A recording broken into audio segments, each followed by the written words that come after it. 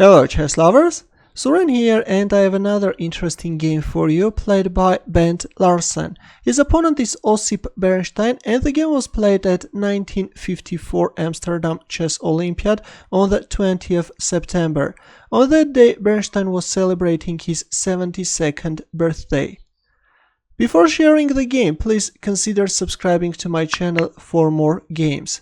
As a present, this is what the old master got from Larsen.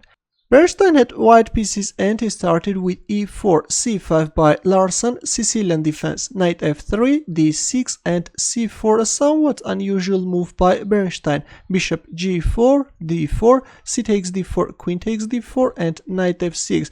Of course, capturing on f3 and doubling the pawns won't give black anything.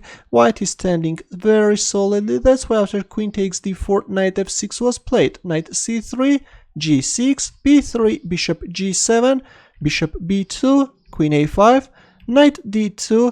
If we have a look at the position, of course the knight on d2 square looks somehow misplaced, and knight c6, Larsen is developing the knight with a tempo. Overlooking Larsen's next threat, Bernstein played queen e3, but it was better to play queen d3, and now this queen e3 move allows Larsen to go for a neat combination. Here comes knight b4, and already there is a nasty threat, knight c2 check, forking the king and the queen. Rook c1, white is covering the c2 square, but here comes knight takes a2, a move which Bernstein overlooked.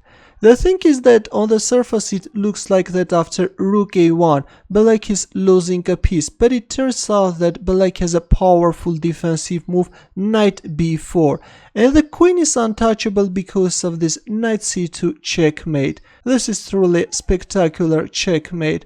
And only after knight takes a2, Bernstein realized his mistake. Here is what Larsen writes in his book My 50 Memorable Games. Bernstein thought for a very long time. I walked around, looked at the USSR-Yugoslavia match. This was the day of Federer's sensational victory against Geller. Then I went back to look at my own position. Suddenly Bernstein raised his big head and looked at me.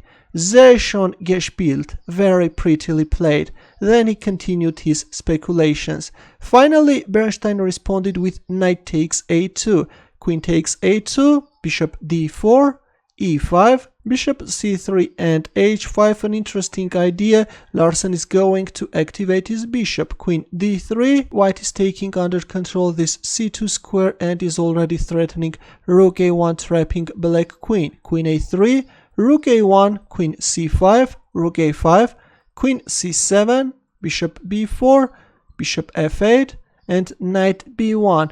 A move which allows black to get an opportunity to make a neat combination. Well, it was better to play h3 and then after kicking away the bishop think about developing the light square bishop and castling kingside. Instead we see knight b1, and now you can pause the video and try to find Larsen's next moves. Ready? In this position, Larsen played knight takes e4, and after queen takes e4 he played d5, opened up the bishop's diagonal, and already this is going to be very dangerous. Rook takes d5 was played and bishop takes b4 check, knight d2 and black castles kingside. Bishop d3, of course the pawn on e5 square is untouchable because of this rook d8 move. If rook d5 then rook e8 and white is losing his queen. That's why after castling kingside bishop d3 was played, but again we see rook d8. Rook b5, bishop takes d2 check, king takes d2, and after bishop f5 white is losing a piece. Queen takes b7, rook takes d3 check, king c1, queen d6. The queen is eyeballing at a3 square. Queen takes a7 was played, but now comes rook c3 check, king b2, queen d2 check.